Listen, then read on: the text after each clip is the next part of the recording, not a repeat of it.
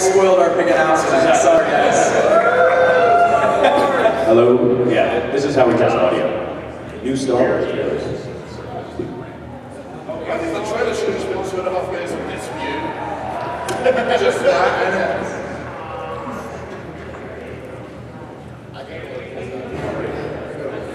it's pretty good, I think.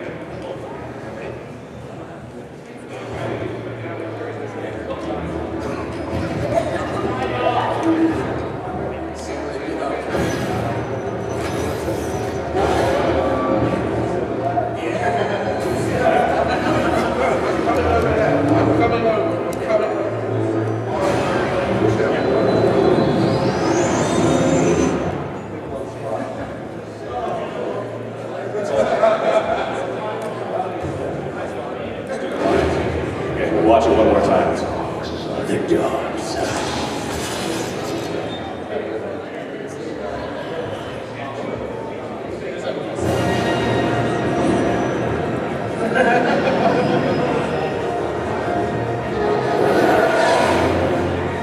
All right, welcome to the Retroware panel.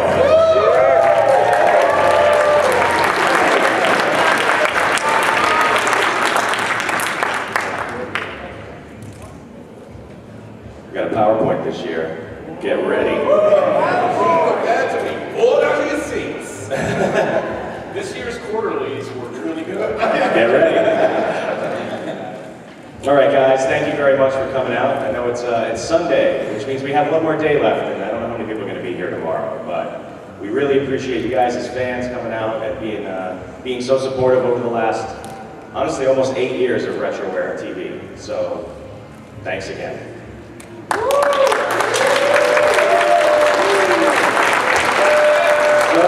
going to do some introductions, because as usual, we have a giant pile of people up on stage. We'll start with Eric. I'm Eric. Eric Clapper, let's go.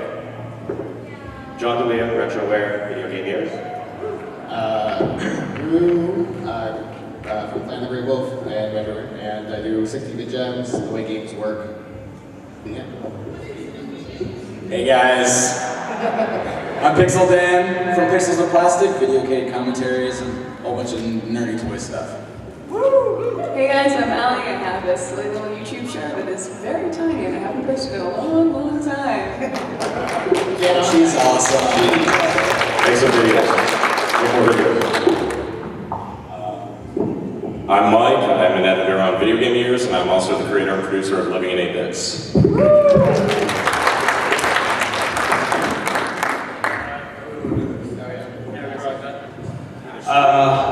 I'm Mark Carr. I'm also an editor on Video Game Years, and I produce a little show called the Indie Game Searchlight.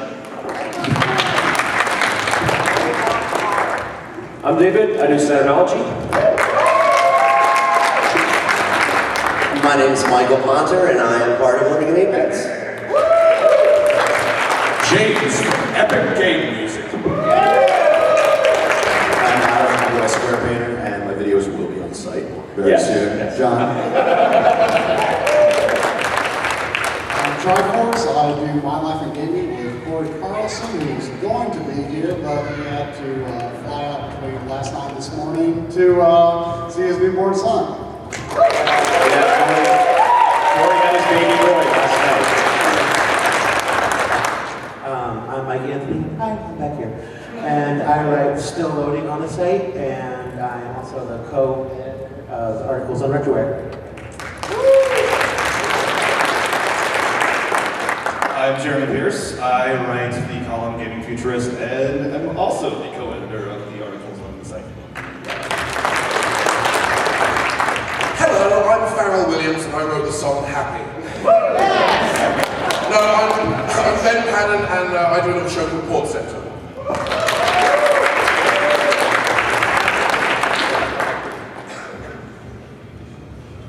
Cool. All right, so today we're going to do something like we usually do on these panels every year. We're going to do a little site news. We're going to do some new videos. We're going to show you some videos from a few guys here, as well as some clips and previews to upcoming segments on the Video Game Years that you won't see for, a month or so. So I thought you might like to see that. We'll do a Q&A, and then as always, because it's a 90-minute panel, we do the last half hour all game challenges. And if you beat our dais of talented game players in their specific challenges, you get a prize. So, you know, it behooves you to play. So, that is the excited, I don't know what it is. It behooves you. It behooves you. Please, anybody jump in and scream and yell in the back or in the microphones.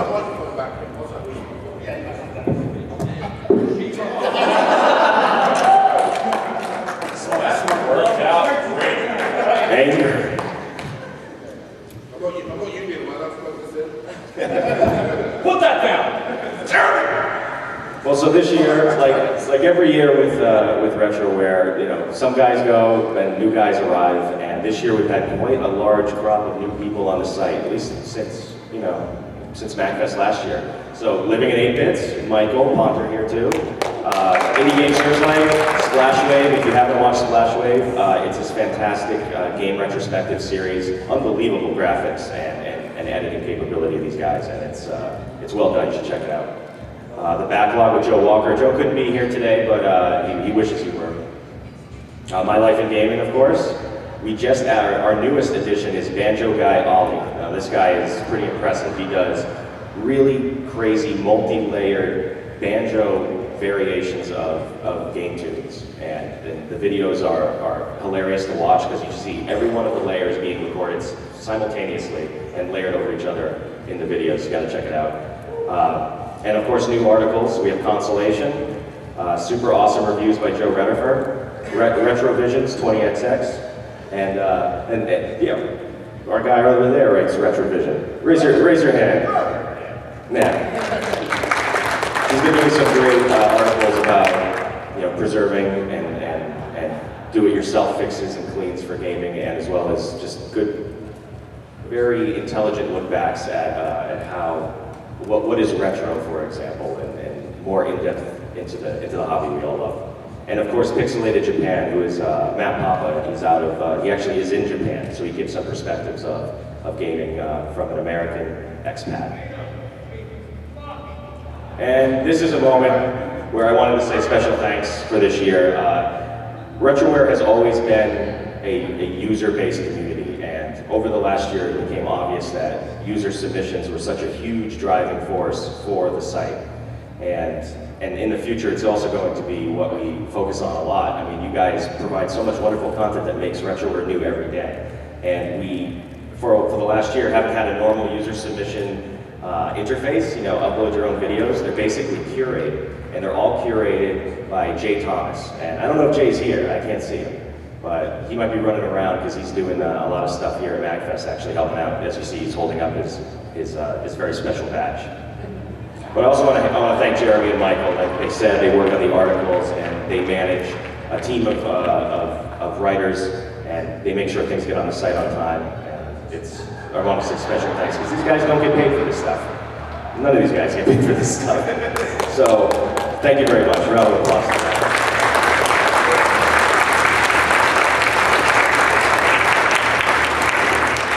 Now, obviously, we want to talk about our friend Justin. We came back from MAGFest last year, and just a short week or two later, we learned about what happened to Justin.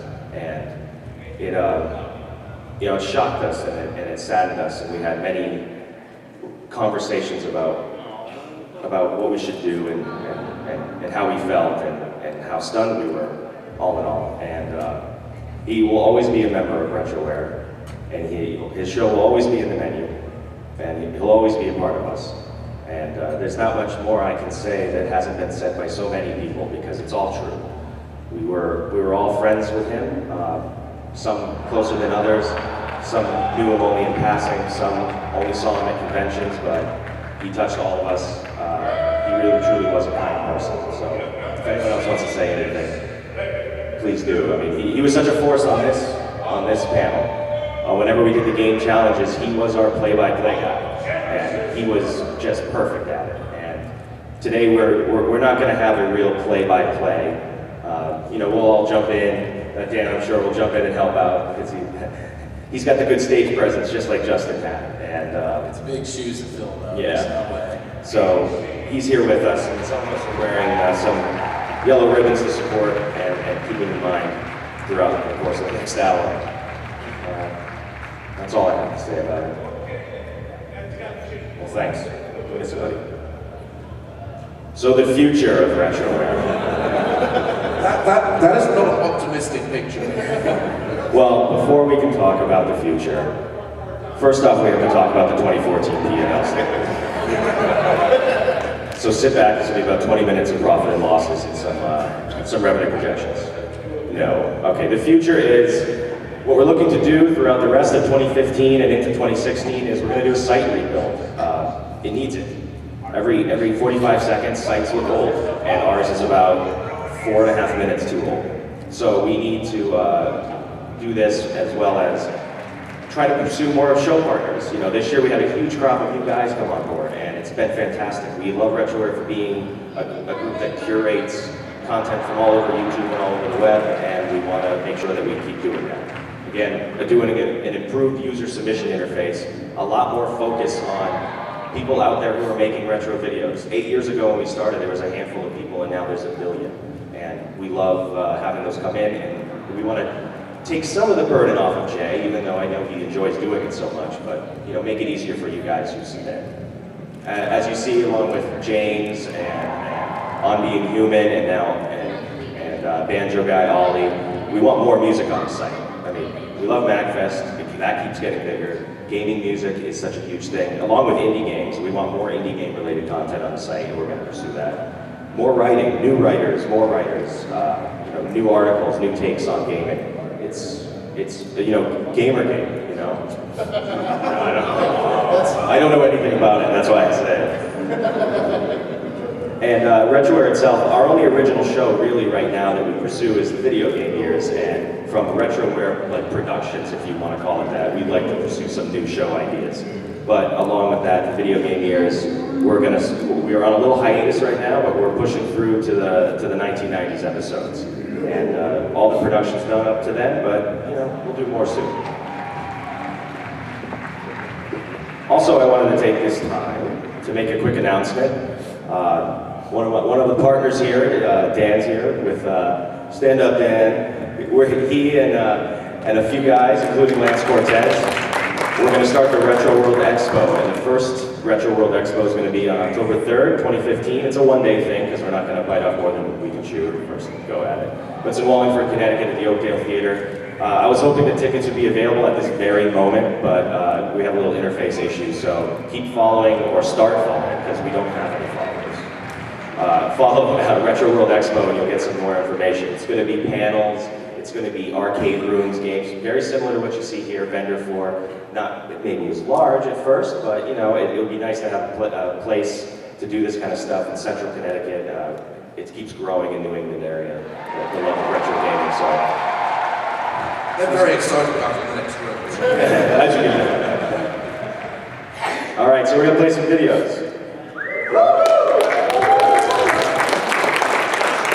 Hold tight.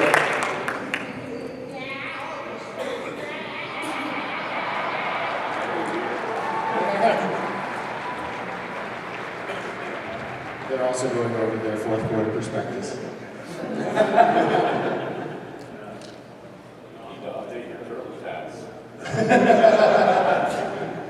It's for when I go back and fix all those errors from 2015.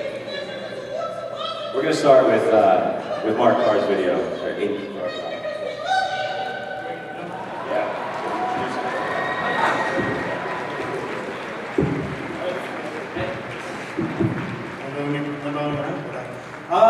I have been slowly working on new content, so it can take a while to make a video.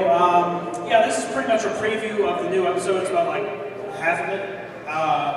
Just one small warning, you might have to tinker with the audio for a little bit. I didn't get as much of a chance to mix it, so this is a video on a game called The Fall.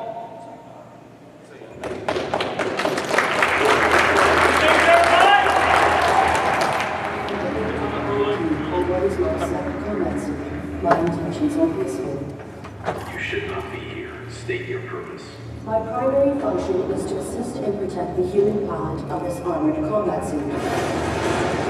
I follow my operating parameters perfectly. All is more efficient than it was. I am bound to protect my pilot from anything. Irrelevant.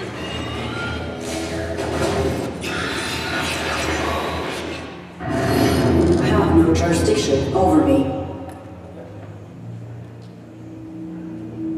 It's difficult to ignore the rise of horror games in the past few years from both the independent and mainstream studios. The advent of YouTube personalities screaming their way into internet fame for playing well-timed and well-planned-out jump scares from your Slenders, Amnesias, and even your PTs have brought a plethora of horror games and clones with various degrees of success. However, there's also been a rise of quality writing to support horror games.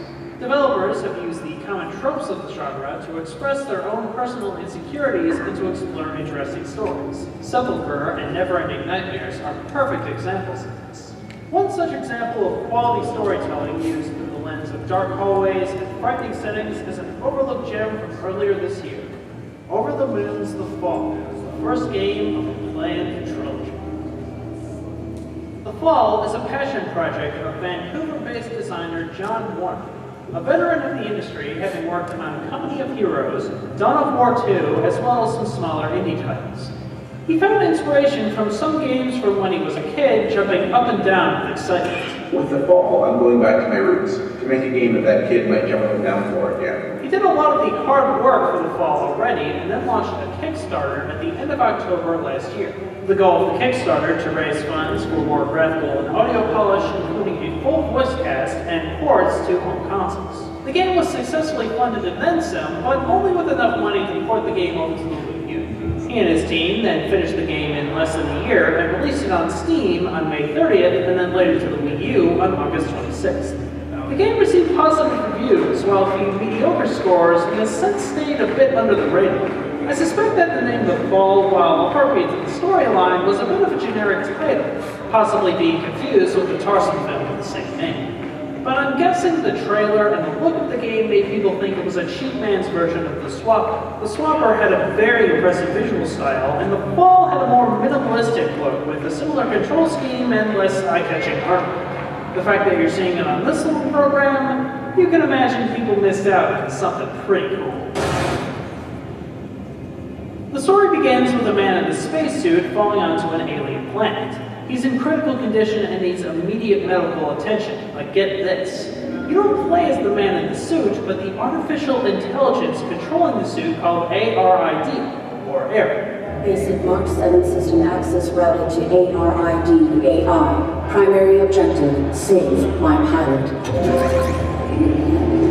Using the suit's functions, she has to explore the planet that she's on and find medical treatment for the pilot inside. But that's not going to be as easy as it sounds. Eric herself has 3 roles very similar to the 3 laws of robotics by the work of science fiction author Isaac Asimov. Eric must be obedient, must protect the active pilot, and must not misrepresent reality. In other words, like that of Jim Carrey movie, she can't lie. As you may be able to guess with this setup, the ethics of robotics are the main theme of the game, and I'll touch on that a little bit later. So what exactly is it about The Fall that makes it such an interesting game? Well, you can find out on RetrowareTV.com sometime in the Unlike many indie developers, I say it'll be done, but months from now there's still no progress. But hey, at least my videos aren't as painfully slow as 16-bit gems.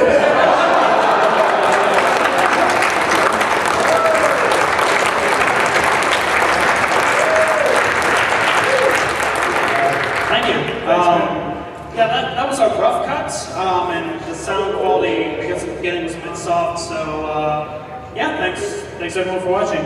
The game's called Fall, it's available on the Wii U, and Steam, really cool game. I definitely encourage you to check it out. Thanks a lot. Your face is a rough cut. Your video release schedule is a rough cut. See all this infighting?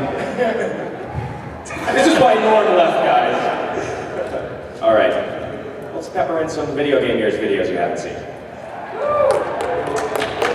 So Castlevania 2 came out, and of course after the first Castlevania you're expecting more of the same awesome, level-based gameplay, but you never did that. In the first Castlevania, Dracula put a curse on Simon before he was defeated. So in this game, Simon's got to find the 5 body parts of Dracula and put them back together, revive him, and then beat him again. You have to go around and get like his ribs and his eyes and his heart, and they allow you to do different things. The ribs act as a better shield, the eyes allow you to see secret blocks, and it's pretty open to explore. You can go anywhere, well, almost anywhere, go to towns, talk to people, buy items, level up. It's very RPG-ish. You would extend your whip and the whip strength and your hit points and all of this. But the only problem is that none of the townspeople make any sense. They got a really bad translation. People don't realize that, I don't think everyone realizes that kanji takes up a lot less space than the English language. So when translating certain things like hints, it just wasn't possible to put an entirely decipherable hint in a box. How in the hell would you know to kneel down at the end of a game so a whirlwind can come and pick you up and bring you to a different party? By the text that was poorly translated. Nobody has ever gotten through this game without a guide. I guarantee it. It's a game that you need to walk through. Once you have that though, it is a very fun game. Castlevania 2 had an interesting day-night mechanic. In the day, the enemies weren't as bad. In night, they were harder and more frequent. You know what else I really, really liked is how the game would just grind to a stop and tell you that it's turning into night or turning back into day, and all the text slowly drops throughout the screen. It's like, why can't I skip this? The music is great. Music that continues to live on in Castlevania games, or at least continue to until Castlevania kind of just shit itself. That's Castlevania 2 song is Quest of Song, Quest of Song, right? Please.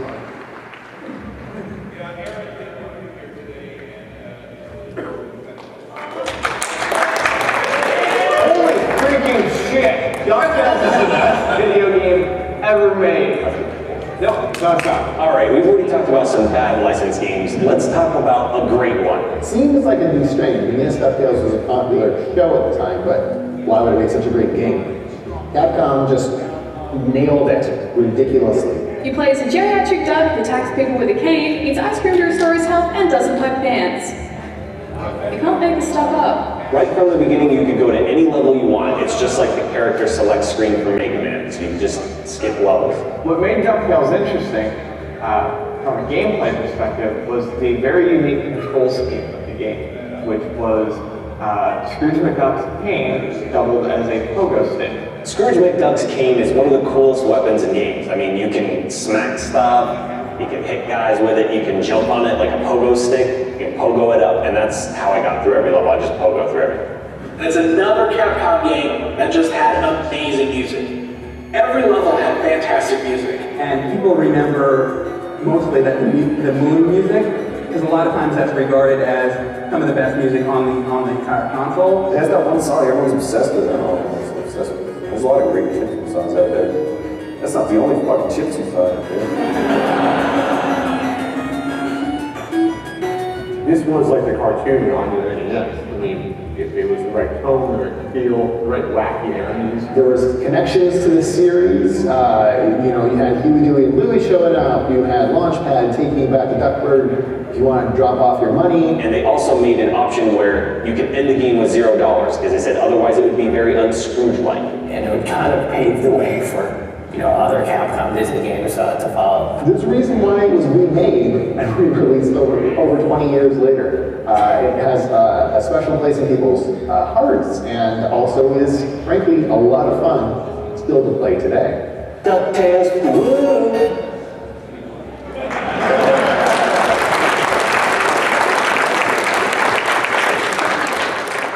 So our next video is a special one-off by David at Saturnology. David, you want to give us a little preview?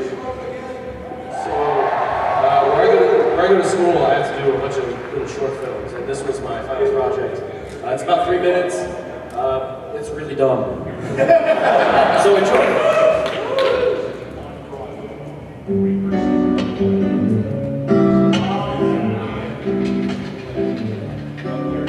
What do you think of it? Sure, I like it. Yeah. It's like a Saturn, man. It's the greatest thing ever. How big is that collection?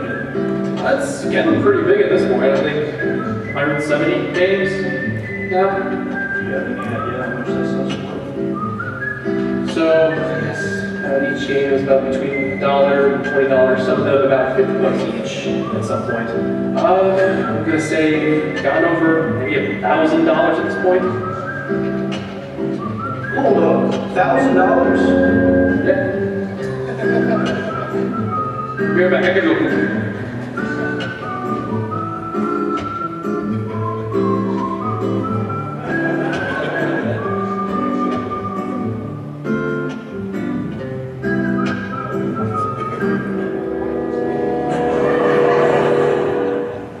Oh, that felt good.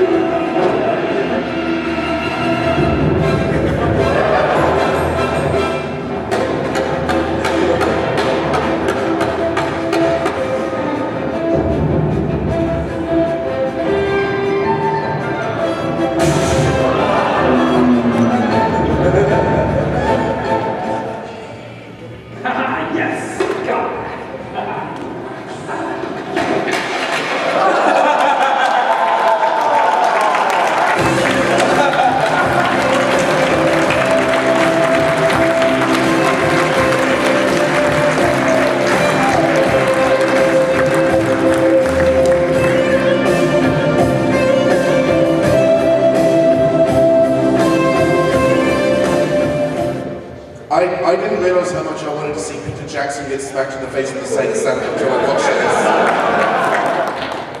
this. So my friends Nathan and Ray helped me out. You two stand up. Stand up on me. They helped me out with that.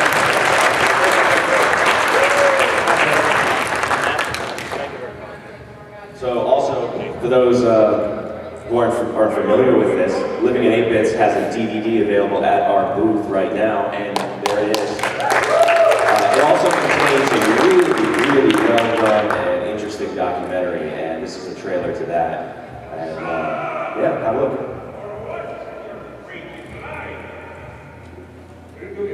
Kickstarter RBCC, so this was released. I like it. I still think it's a pretty good name. Don't you agree, Princess? Well, I guess.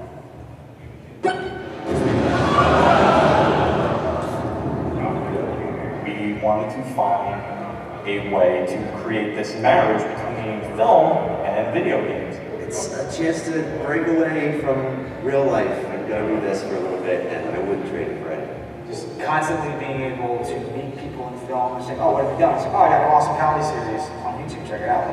We are definitely all into nostalgia, like being the great escape. These appeal to our generation because our generation was the ones who played these games. We try to bring those classic schoolyard conversations into fruition. It's really weird, you know, what would life be like if it was like a video game, living in 8-bits? That's what it would be like. And they really hide these situations that really none of us would have thought of, but now that we've seen it, it's really brilliant. We played these things, we saw these weird things, and seeing that extrapolated over a real life situation made it pretty fun. You can't really run out of things to make fun of as far as video games go. The key disappears.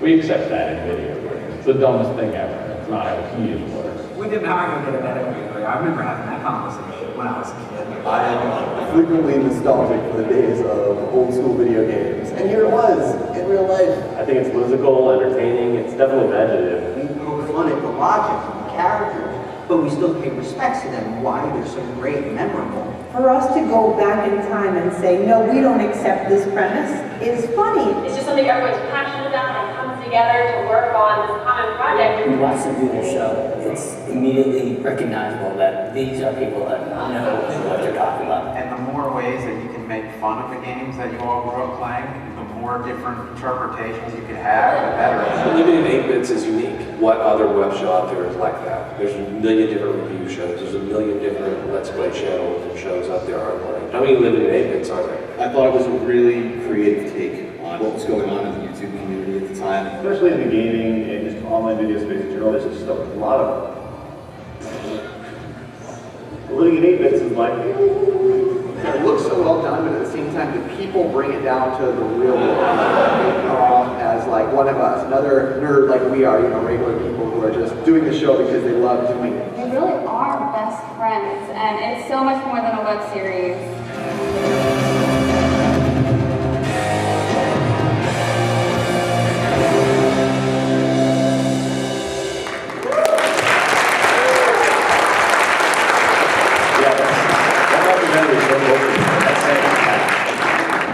So yeah, that's a bit of the behind-the-scenes documentary. We go into great detail about how the series came to be, how we made the episodes. If you're interested in filmmaking and the trials and tribulations that go along with it, could be interesting to you. At least I hope it would. Also, like to shout out 2 of our other cast members and writers are in the audience, Matt and Steph.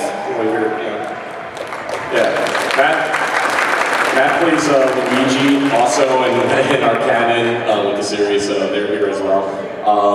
We actually have to split immediately after this panel, so if you want to pick up a DVD, get us before we go out the door. And there will also be some at the Retroware booth, but yeah, by all means, pick it up, check us out. If you enjoy it, yay. Thank you. So we're gonna play 2 more previews of Video Game Years episodes to come. Now, if you can see on the screen, the only ones we haven't played yet are Contra, Super Mario Bros. 2, The Wizard, and Turtles on the NES. So, scream out which one you want to hear. I got Turtles, but I also heard The Wizard. I think we gotta play The Wizard. 1989, we got the most impressive theatrically released commercials of all time. The Wizard. Woo! This is the story of 3 kids hitchhiking their way to California for the benefit of Jimmy the Wizard. It's essentially the movie Rain Man for children. The Tom Cruise character is played by Fred Savage. The Dustin Hoffman character is played by his little half-brother. So Jimmy is really good at video games. Their plan is to go to California, and hey, he wants to go there anyway. While we're there, let's do this video Armageddon thing and get $50,000. Their final challenge is to play a brand new game that was never released before in America. Super Mario Bros. 3! And it was an amazing reveal. I remember as a kid just being like, oh my god!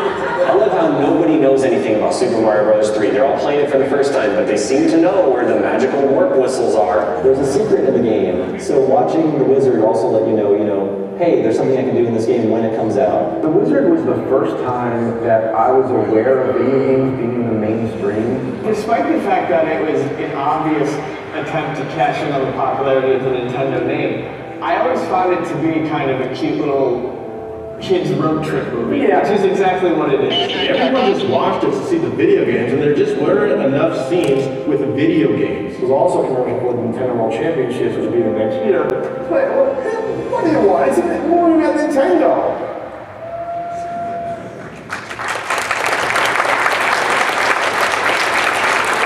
I definitely heard Turtles, but is it weird to watch me do Turtles? I'll do Turtles. Teenage Mutant Ninja Turtles is a side-scrolling platformer by Konami under the name Ultra, and it was loosely based on the cartoon, and I mean loosely. It played nothing like the arcade game, which came out the same year. Yeah. It was more of an action platformer of sorts. At this point, they couldn't translate the arcade version over. They couldn't do that. It was one of the most successful third-party games on the Nintendo. Some of the characters are familiar from the cartoon. You've got the Turtles, April O'Neil, Shredder, Splinter. And then you fight wacky, bizarre enemies that you never see in a TV show, like robots. and slug monsters and flame men. That's okay. It's actually pretty well done. On the fly, you can switch between any Ninja Turtle. And each has their own weapon, their own different reach with that weapon. And their own life bar. Each one of these turtles basically acts as a life. God help you if you lose Donatello, because he's hands down the best turtle. He's got that long range. You're screwed without him. You can really go almost anywhere, right from the get-go. You can get certain items across certain objects. It's almost like a Zelda element to it. Yeah, it's almost like Zelda too, by the way, that you have an overworld where you can progress differently based on how you move in the overworld. A lot of people talk about how frustratingly hard the game is. I just kept getting stuck in a water level and you have to diffuse the bombs. It's so precise, the movements you had to make. And you had all those stupid electrical pink things all over the place. You need to defuse all those bombs before time ran out. Damn that level. It's hard. Damn, it's hard.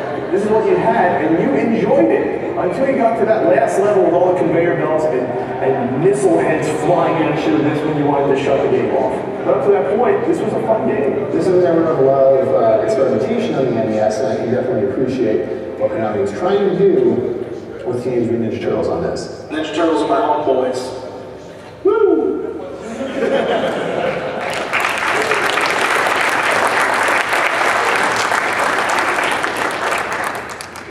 All right, so I figured this would be a good time to do some Q&A. If you guys have any questions about the site, any shows, anybody in particular, feel free. So raise your hand. Don't be shy. Oh, for David.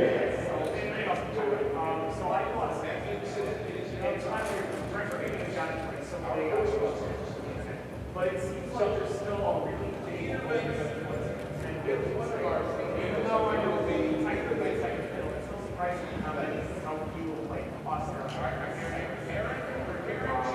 Why do you think we're still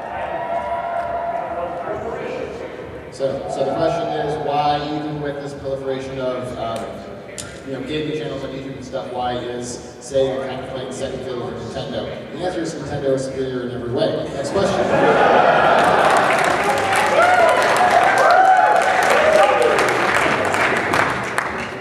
I mainly just talk about Saturn because no one else talks about it. I guess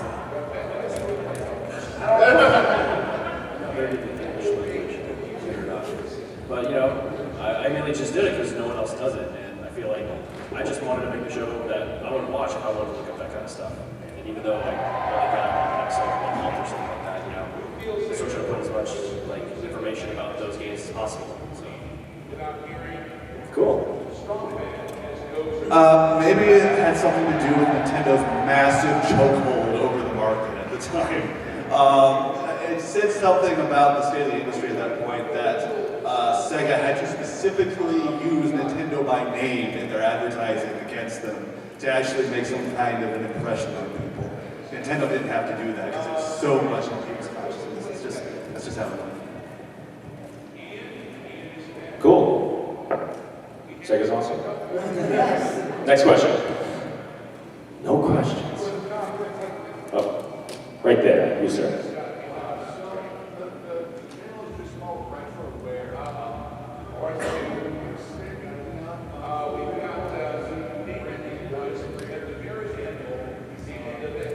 Well, actually, we do have some. I mean, we have Clint does his show. We have Lazy Game Reviews. He does basically. Yeah, and so does Sarah, Pushing Up Roses. The two of them primarily do only PC game reviews. And actually, we were hoping they were going to be here so they could, talk more about it, so they don't have us up here constantly touting nothing but consoles. But yeah, we do try to make sure the site has a good cross section. And on top of that, I mean, we have Mark with Indie Game Searchlight, which, I mean, is different from a lot of the site in a few ways. One, it's more recent, although a lot of the games covers have a retro feel. And also, two, a lot of those games are found on PC. So, if you consider that. Yeah, most indie games, it's the most interesting one is from the PC. It's where people can go to first. It's really easy for anybody to publish a game on sites like itch.io or Twine or anything like that without any programming experience. And it usually goes on PC PC first, then later to the consoles. So yeah, PC is the way to go for the indie stuff. Not straightforward. If I can do a little bit of self-promotion, I have actually covered some PC stuff on Port Center, even though I do lean more towards like the Amiga and the Super Nintendo and so on. I've looked at some PC stuff, and I'm going to be doing some PC stuff later this year, even though I won't be doing it for Retroware. Why am I here? I'm leaving. Why am I here? Yeah. Ben, you're not really here, you're a hologram. I forgot to tell you. That's why my name matches Tupac. Yeah, Ben's leaving Retroware, but you see we have a smile on our face anyway. Not because Ben's leaving, but when people come and go from Retroware, it's almost never malicious and it's never anger. You know, it's sometimes we're our first stop before people go somewhere bigger and better, or they do something completely different. Yeah, and just to be clear, I mean, sometimes you have websites with a lot of internet drama, and we really try to avoid that here, even when people leave the site. I mean, we hung out with Norm, the gaming historian. He would actually be here, except he had to fly home this weekend. Yeah. And Game Chaser's good friends, and Pat and Ian still are producers on the video game years, so we still collaborate all the time. Yeah, that's absolutely true. We're a little club, and I will say that this is my first MAGFest, and this is my first time meeting all of the rest of the Retroware team. And I'd actually already told everyone that I was, 2015 was the year that I was leaving Retroware. And now I'm not going to lie, I have a little bit of regret because these guys are absolutely awesome. And I'm proud to have spent the last year and a half as part of Retroware. I'm proud of everything that these guys do. These guys have done some amazing work. And even though I've said to everyone here, even though I'm leaving Retroware, if anyone wants to do anything with me at any point in the future, you just say the word and I will be there, because you guys are fantastic. You guys are thanks, awesome. man. Oh, and John, just so you know, the check cleared, so. Okay, speaking of, does anyone else want to pat us on the back while we're standing up here? I do enjoy that. Any other questions? Yes.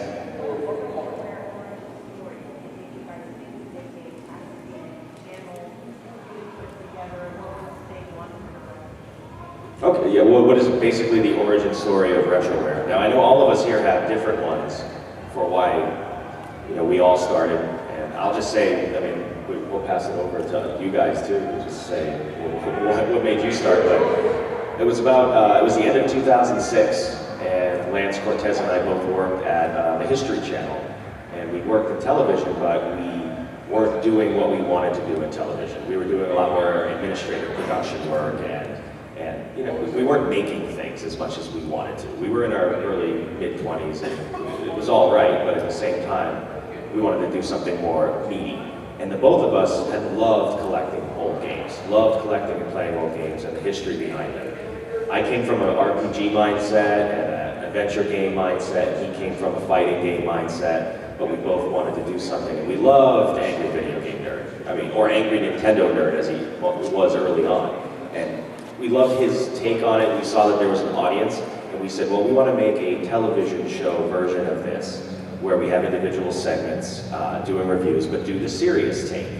That's not unique anymore. People do serious take all the time, but I guess early on there wasn't a lot of it, and that was basically the catalyst for us. And we made a website. We made a YouTube channel first, and then we made a website just so we had a forum so people could talk if they're interested. And then we met Ben Hall from Video Game Takeout, and Derek, Happy Video Game Nerd, and Dan. Pixel Dan, those are the original guys, and there you go. We just kept growing, meeting new people, making new friends, and it's been a wonderful 8 years because of that. I remember I went to videogametakeout.com and it said, go to Retroware TV. I'm like, oh, man.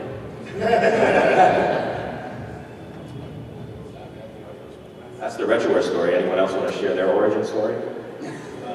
It started when I came into contact with some mosasaurs. I was thawed from the ice. That sounds very rich. Okay.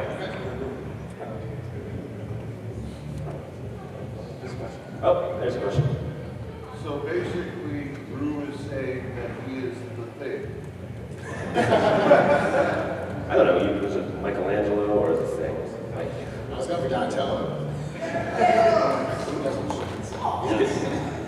That's a touch machine. Some kind of mutated monstrosity. Okay, last one. One more. It's more of kind of like an overall question about retro stuff. I mean, retro gaming now is something that we all like. Most of us grew up with this stuff, but you know, how do you think the proliferation of serialized series of like Call of Duties and Assassin's Creed out there is going to affect retro gaming? Because 20 years from now, there's going to be some big 10 years ago now, who's going to go back and take Call of Duty 6-7 years from now. You might look back at that. How do you think that's going to affect the retro field of what we like today compared to what we know? I mean, do you think it's just going to stay with like the N64 era prior, or do you think stuff that's going on now is going to become the next generation of retro stuff? I can answer for that if you don't mind. Retro is constantly shifting. Like, what was retro in 1997 when we had the PlayStation and the N64 is, you know, is sort of antiquated retro now. Like, retro is this constantly shifting margin, this bracket of a time period in video games. And retro gaming now is, you know, people do think more about, you know, the NES, the Super NES and the Genesis and so on. But now we're getting to a point where the PlayStation 1 and even the PlayStation 2 are considered retro. Now, I personally think it's absolutely fantastic that in 20 years' time, games like Assassin's Creed, Call of Duty and so on are going to be considered retro, because the industry should be changing. If we're still producing the same games in 20 years' time and it's still just Call of Duty that hasn't evolved and changed, then that just highlights the fact that those games haven't changed. But I think even with, you know, AAA titles, I think that change is always, there's always going to be the genre, that the games as a whole are always going to change and shift and grow, and they've changed so much, even in the last like 5 years, you know. Retro is always going to be, it's always just going to get bigger and bigger by sheer virtue of the fact that the bracket is just going to get wider and wider. So that's how I feel. That's true. I secretly wanted to kill James. That was the plan all along. Yeah, great comment. I just wanted to add that you're absolutely right. Retro is constantly changing. I guarantee in like 20 years from now, we're going to start seeing people making their own videos, their own content, sharing the favorite games that they had when they were kids growing up today. So like all those crappy Wii games or Xbox 360 generic shooters you see sitting on shelves, some kid is probably playing that right now. I think it's the greatest freaking thing in the world. So I guarantee you, 20 years from now, someone's going to start sharing those games, and we're going to start looking back at them and start thinking, oh, well, maybe we should go back and play these again, which is kind of what we do already on this site, which is one of the reasons why I like working here so much. Yeah, I guess also one of the, I mean, for me personally, a lot of my love of retro is rooted in just being prone to nostalgia.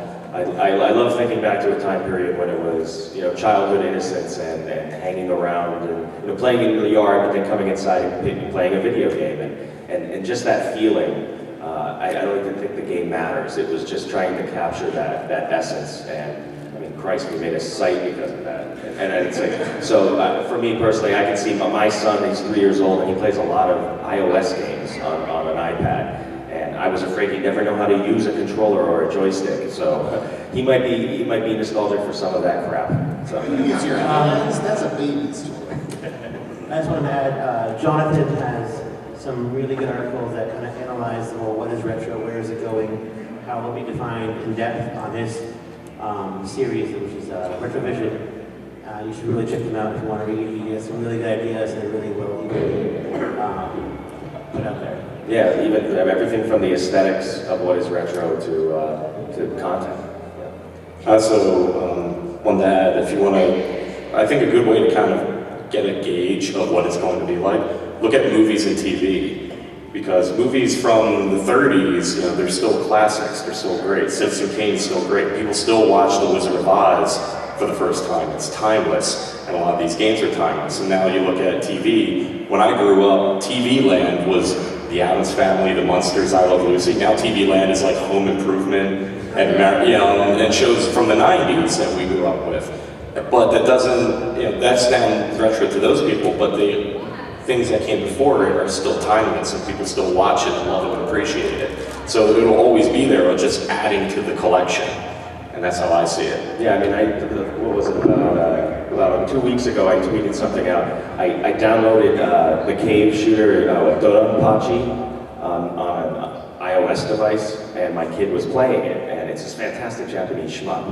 And then I plugged it into a MAME on an arcade I have, arcade unit in the basement. He sat down, grabbed the joystick, started playing it, and you can appreciate this stuff at any age or any time period. And I think that's good. I think people in 20 years will look back at things and they'll point out the games that we should be playing, or that the younger generation should be playing, like I think we try to do. Well, I think that, not to completely belabor the answer to this question, but I mean, too late.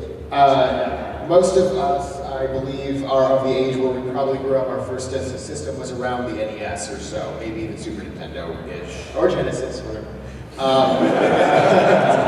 But I would say at least the vast majority of us can still go out and into the arcade room here and play like Asteroids or Pac-Man or Donkey Kong. We may not have even been alive when those games came out, but because they are classics that are timeless, essentially, we can still enjoy them. And that's why we talk about things in the late 70s in the video game years, most of us weren't alive then, because we still found it important enough and are interested enough in it to talk about it. Well, thank you. Well, moving on. Game challenges. All right, so this screen over here is going to be the screen that has the games being played. So you're more than welcome to stay and challenge on these specific challenges. If you hate these, you can pitch us an NES game challenge. We literally have every NES game booted into that system right now. So it's all set up, so I'm going to head over there and turn it on. And I'm sorry, I was also going to say, just to let you know that right after this panel at 6:30 is the Pixel Day and Happy Hour, and panel is 4. Yeah, it's panel 4, so please note that. And I think several of us will be at that or on the panel even. But, John, I believe after that panel we'll probably be going back to the table in the dealer room around 7:30 or so for a while. So if you want to come and buy stuff, have something inside, or just like say hi, that's a great time to do it. Did we have a question? I think we have something else to do, challenge. All right, here are the choices. You go first. Yeah. Just so you know, by the way, the Donkey Kong Country competition card, that's the one from the Blockbuster video competition they did in the 90s. We have a copy, so it only costs us $1,000.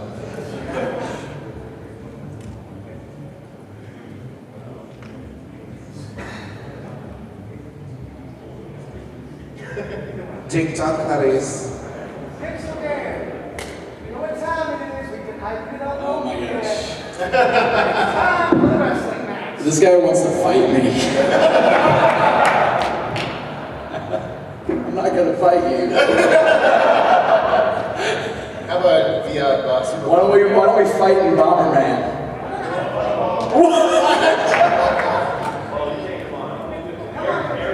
Yeah, actually, me and Eric are both going to play Bomberman. We're going to do 4 players, so we need 2 guys for Bomberman. Who else knows Super Bomberman? Come on, Doug. You can play Bomberman with us. I need a partner. We got 4 players? Yeah, just make sure you be commentator. Allie, commentator. Okay, apparently I'm commentating. Alright, let's do it. Help us commentate. I'm so close to the front row. Are you not screwed? Take a seat. No, you're not allowed, quitter. Yeah, check me out at the front. My laptop and everything. Alright, this is a coup. I'm taking over Retroware.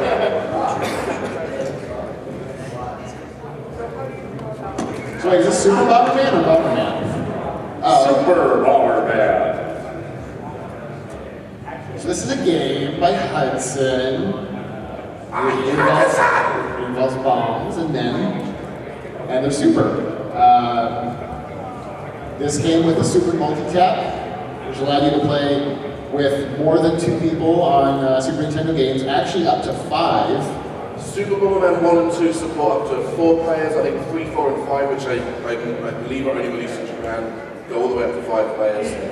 And now, like Xbox Live Arcade, you can play with up to 11 or 12 or something ridiculous. Were there any games released outside of Japan that supported 5 players? I can't recall. I honestly don't know. Is that version is 10?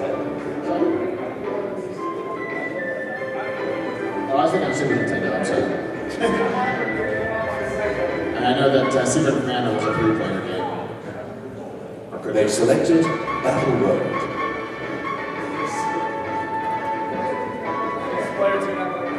Someone's not plugged in? I didn't realize we had a multi-track.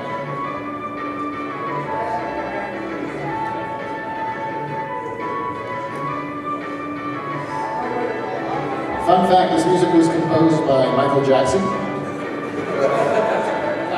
Michael Jackson, Steubenville, Ohio. He was actually a music teacher at the local high school.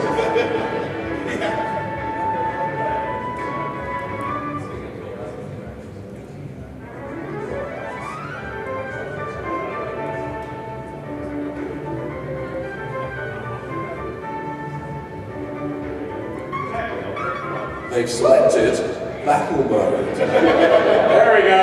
All right. So you've never played Super Bomberman. The whole point is to use bombs to explode blocks, get items, and kill other people in gory, horrible deaths. Fairly rudimentary start there. Everyone's basically clearing their way through to their opponents. Who is what color? Okay. Racist. Blue and white is Eric and Dan. And white has self-destructed. Is this a one Black and blue now, it's a Backstreet Boys album. Oh, that's a red as well. No. That's what I get for not paying proper attention. Team Retroware only being represented by blue player Eric.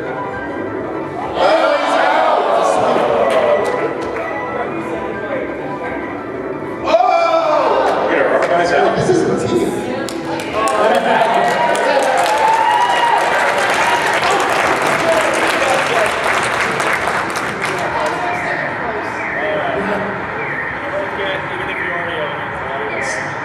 The two winners of if you win, you get a swanky prize.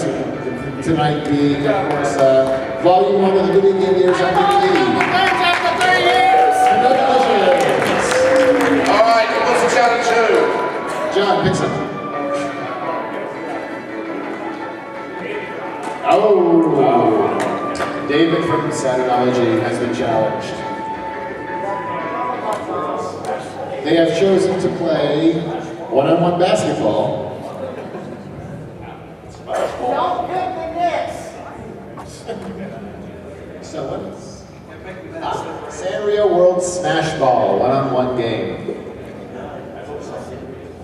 For those of you wondering what we're using to fit all of these games onto one cartridge, it's called magic. We are wizards, we are trained in the dark arts, and we are all going to hell.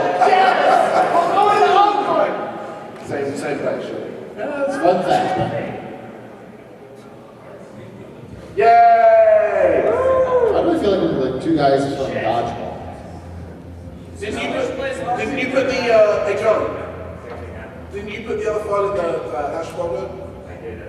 Okay, so yeah, just give it a reset. We are a very well-oiled machine at Retroware. We're organized. Like clockwork. We're sharp, we're kicking bottom. Bit of both. Whatever's convenient.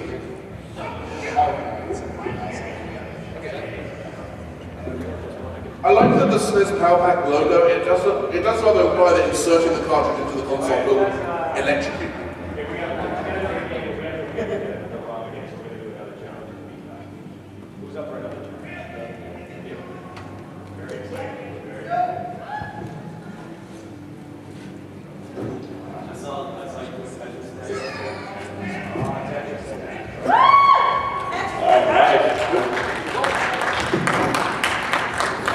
I don't know how many were last year, but they did 10-player Bomberman, and someone died within 3 seconds. That was me, so you have very good chances, sir.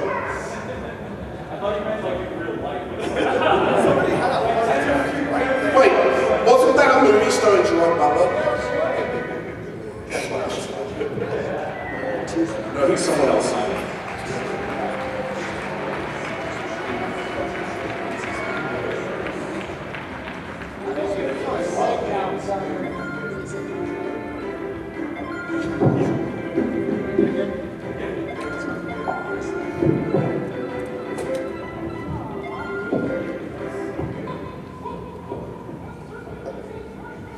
get away from the speakers.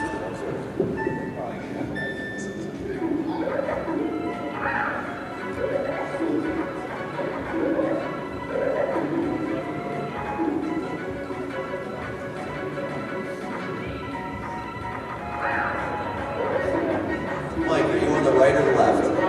Take a guess. Yes.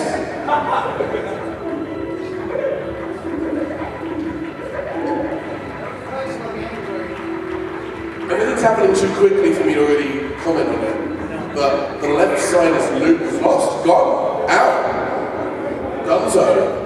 What's that? Who won? Good job.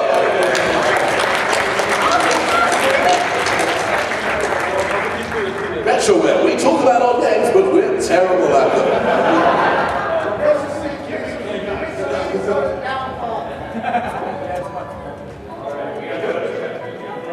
Do you have any losing remarks? So many, so few I can actually say out loud.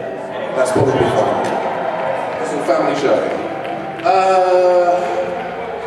You there? What's your challenge? Mario Kart? Okay, who's the Mario Kart challenge? Mario Kart? Let's do this. That's John. Sorry, what's the challenge? It is Mario Kart. Ah, okay. I've heard of that. It's a fun game. Apparently, it's a racing game with Mario characters. I didn't know about this before. I knew. We did try loading the European one because the European one was sped up, but it doesn't work with the American system. So, what do you want?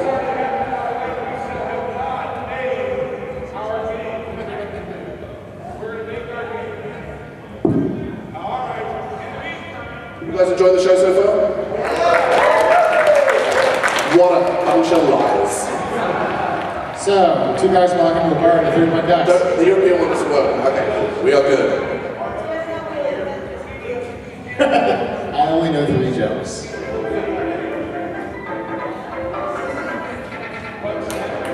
Match race, that's where you want to go. There you go.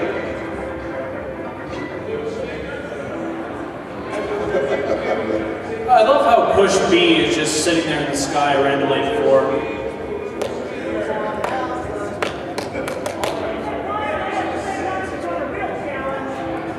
No. Don't set them up for failure like that. That's cruel. Okay, who's who? Okay, you're Toad. Surely Rainbow, oh, you might be Rainbow.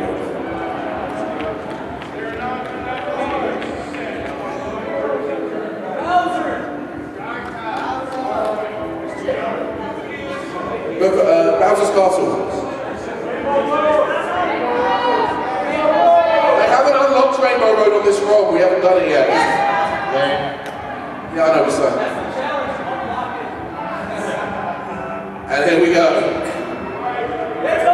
And they're off. Toad off to a spectacular lead there. Who's John now?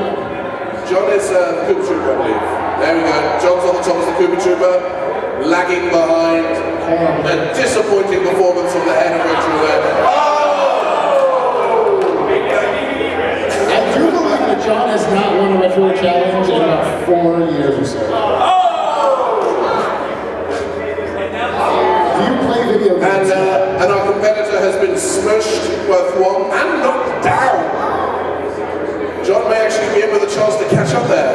No, he won't. No, he won't.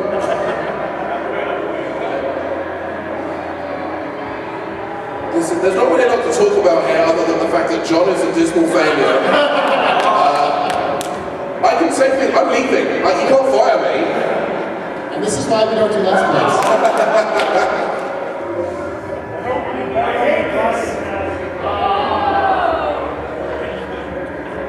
John, you should use your item sometime. Not there.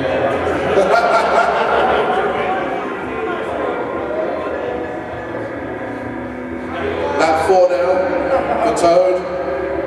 Screeching ahead.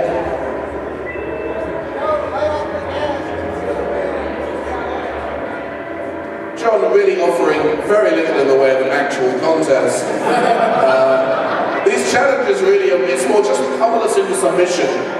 And our faithful leader here is setting a prime example of how to lose at Mario Kart. This really is a disappointment, and Toad obviously taking a hit there from the banana peel. But still racing ahead. How soon till he gets lapped? I think we're close. I think we may be close. If it's going to happen, it's got to happen now. There we go. Bad luck, John. John, can you switch to the thing with the stuff? Oh. Does anyone want to challenge David to Mario Kart Battle Mode? Okay. Lady, sorry, never mind, I already been challenged. Just hit reset. I apologize, I'm sorry. Time to get a watch, John. Time to get good at Mario Kart. We got 20 minutes. We got 20 minutes. A good technique to win in this game is to stand in front of the projector or to cover up your opponent's half of the screen with your hand. Did anyone else when they played GoldenEye split screen build like a cardboard separator so that the other player can see the screen look? Is that just me? Okay, alright, I'm sad. It's battle mode. Okay. The red-headed stepchild of the Mario Kart franchise, and I say that as a red-headed stepchild myself. You're way too tickled by that.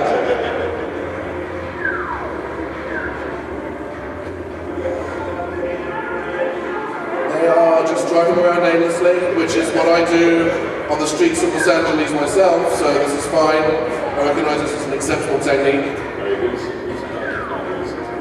So who's who? You're on top? David is Koopa Troopa. First time forever. It's an unwritten law that everyone from Retroware must be.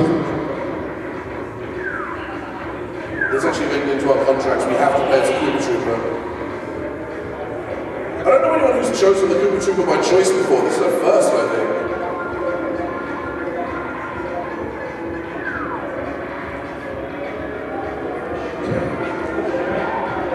We might have a Retroware victory coming up, ladies and gentlemen. It's really close. The missed shot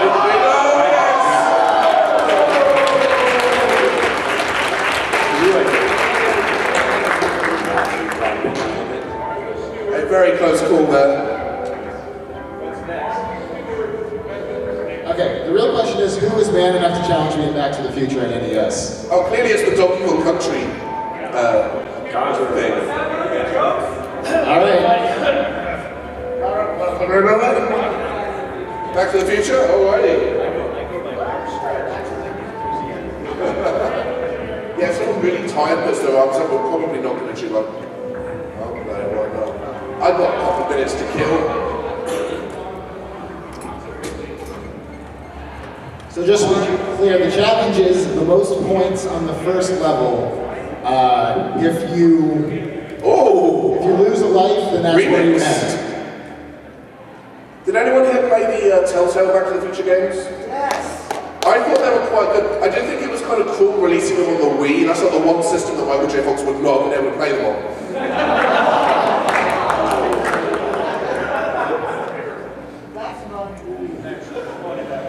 Oh, I know I'm going to hell. I'm going down, I'm taking you all with me. I'm not going to hell, I can't go to a place I don't believe exists, that's why I've never been to New Jersey. Whoa!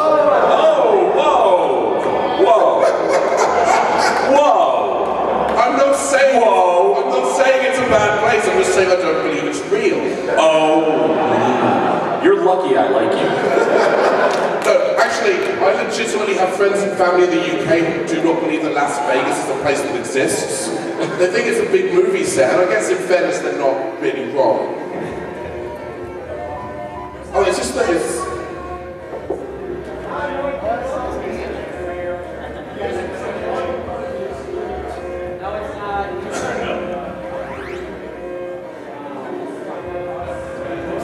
Of course, everyone remembers that famous scene in Back to the Future where Michael J. Fox had to collect clocks.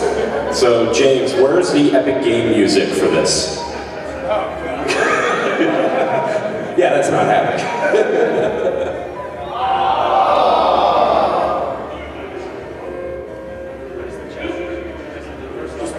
finish the first level with as many points as possible. We got that. What were they thinking when they made this game? Other than, well, it's got Back to the Future on it, so we're going to make a lot of money.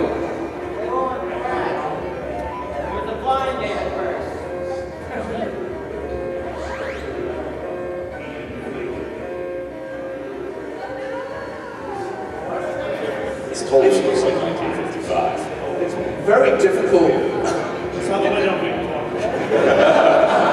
I just thought you were doing a one-two box impressions.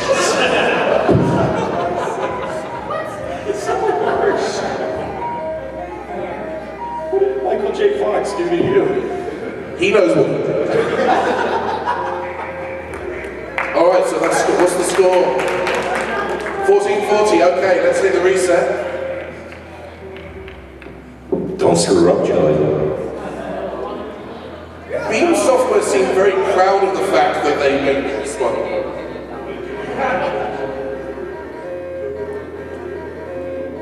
We'll do a whip round if we beat the game. Everyone will chip in $5. That music is music to my ears, man. I listen to it over and over and over. Why would anyone devote themselves to getting really, really good at this? This is probably true.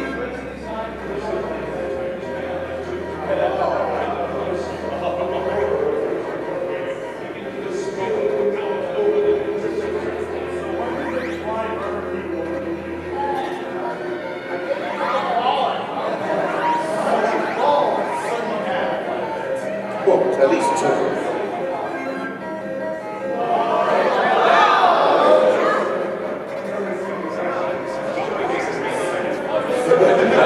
I think watching him play this game is immensely more enjoyable than actually playing it. We're having more fun than he is. Alright. That is more than double the score of our challenger.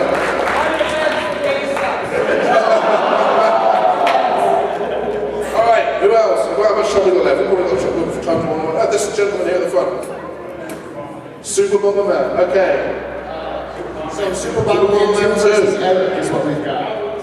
It looks like Eric and Dan. So we need another Super Bomberman 2 challenger. Super Bomberman.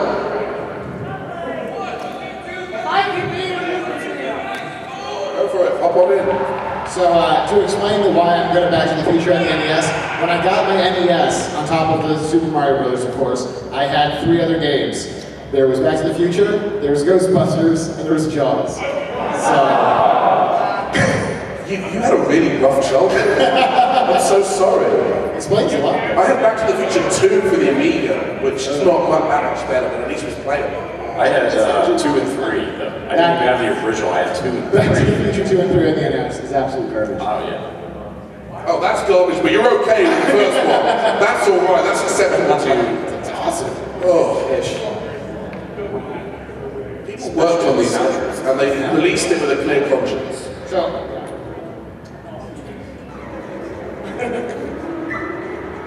they have selected Battle Mode.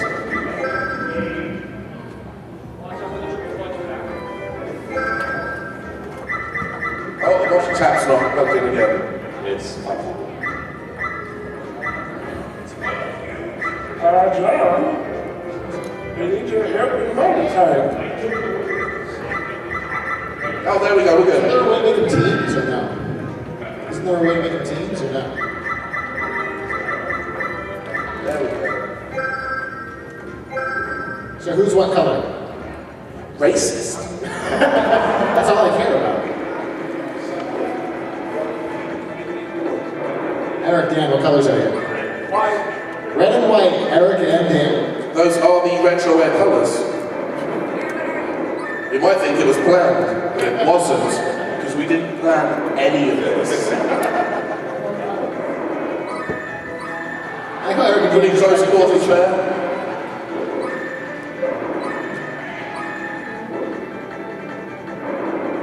Oh!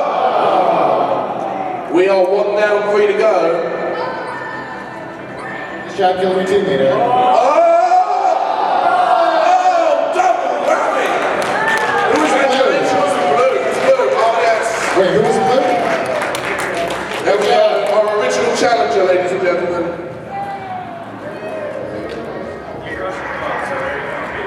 Incidentally, if you need a budget Elvis impersonator, this is the man to go to. I think we still have time for more challenges. I think we got time for one or two more. You there? What's your challenge, sir? Okay, Super Mario 3. Here we go. Very nice. All right, I just want to say one thing. The way I speed run it is really hard and works like half of the time. So this has the potential to blow up in my face really badly. He's making excuses before he loses. That's not a strong show of confidence there. Is that the royal we? As in one person believes in him? Yes. Okay then. The royal we, isn't that Queen Elizabeth's console? And you know, true story, Nintendo gave Queen Elizabeth II a gold Wii. This was in like 2006, 2007. It was a gold Wii. I think it was just gold plastic and gold Wii remotes. I don't think she played any games on it. Well, that would be the royal Wii. It would be. We're getting started with the clock. No. I said no. I got it. We got it. You got it? We got it. It's running. The clock's running. Is this exactly what happened last year? So he died in 10 seconds. Not 10 whole seconds.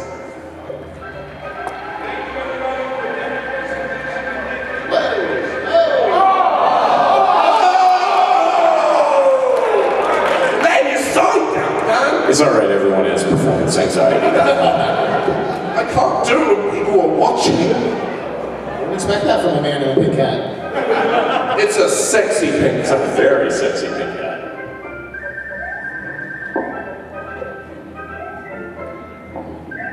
It is, in fairness, when done correctly, a very impressive speed run. Not that you guys see that. Okay, time? 54 seconds. 54 seconds. That is the time to beat, my man. You can do this. We believe in you. Anyone else believe in you? No, I believe in you. To be fair, we did watch James the other day beat all of Super Mario Bros. The Lost Levels, which was very impressive. In one sitting, ladies and gentlemen. We're not including like the deep. And you wouldn't think he was impressed with video games after that display, but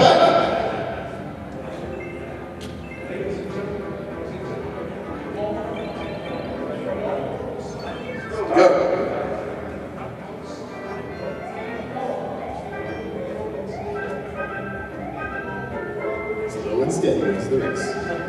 Well, it would be really difficult for him to lose the race at this point, I Not getting killed wins the race. Fairly textbook playthrough of 1-1 there. But it ends 25. Satisfactory. Very well done, sir.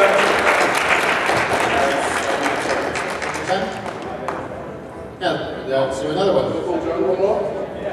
One more challenge. How about the lady in the pink, since I falsely called her out for a challenge previously?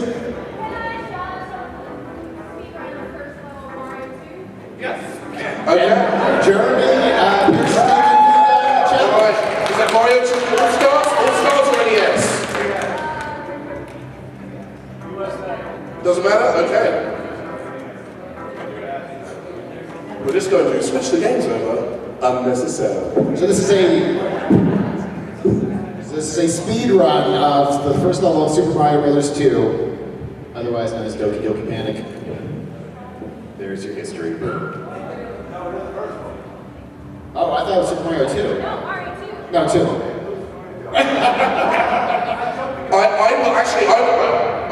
Yeah, Ben will take. Would you like to go first or second? Okay. All right, here we go. Challenges Mario 2 speed run. And batted towards it. Nope, this is the US version.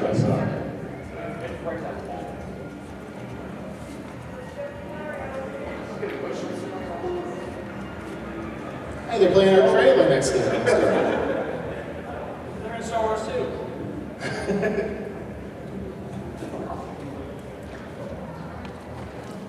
It's the one that says Super Mario 2. They have chosen that mode. Second. Ladies and gentlemen, that was some bullshit. Do we not have Mario 2? Could just do our All-Star. I'm just saying. Yeah.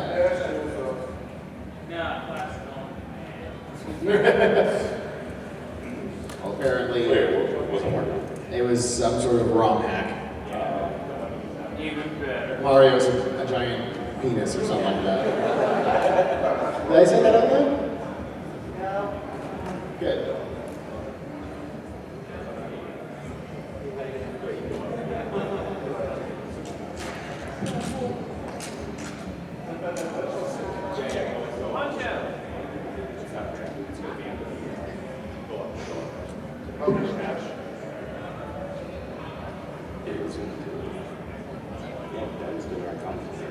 Nice way.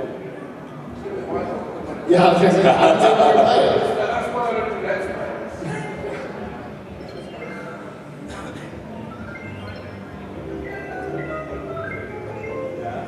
So what are we supposed to do now? I guess as soon as the door opens and he falls.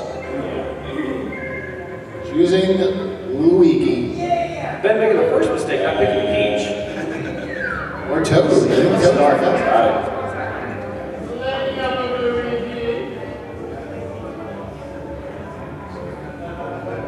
Big mistake choosing that door.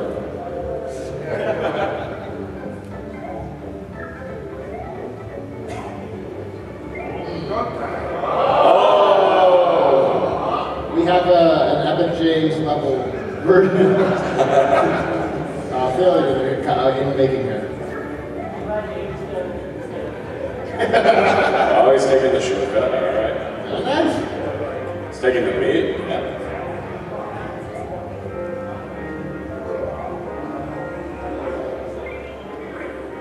That poor shy guy will now die alone at the bottom.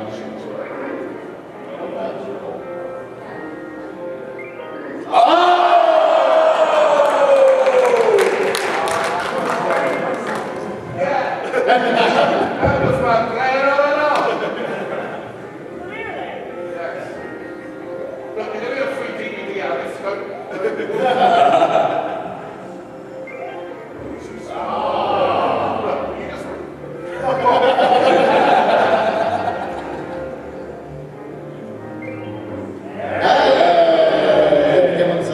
Everyone.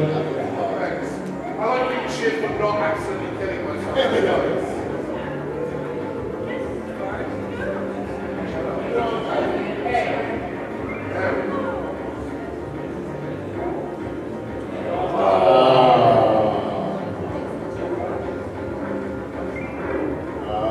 Oh, wait, that's it.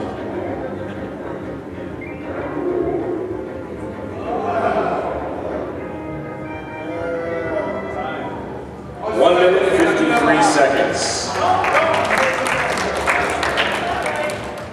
What is our challenger's name? Aaron is now going to win at Super Mario Brothers 2. Seconds. Just give her the DVD already. 1 minute 52. Fuck my life. 53. Start. All right. And of course, the lady in pink chooses the lady's name. Can I get one body down to panel 2? On my way. Thank you.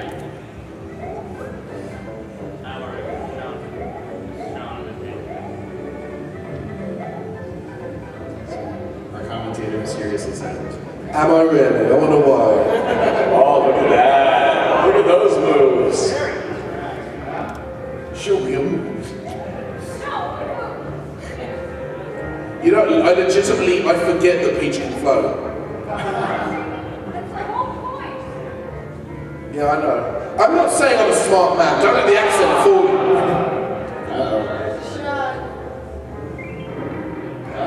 Don't worry, you've got plenty of time. I'm impressed with this. I'm genuinely impressed. I don't like you much, but I'm impressed. You have 53 seconds to beat Burma. We even no mistake. I'm in with a shot! Oh.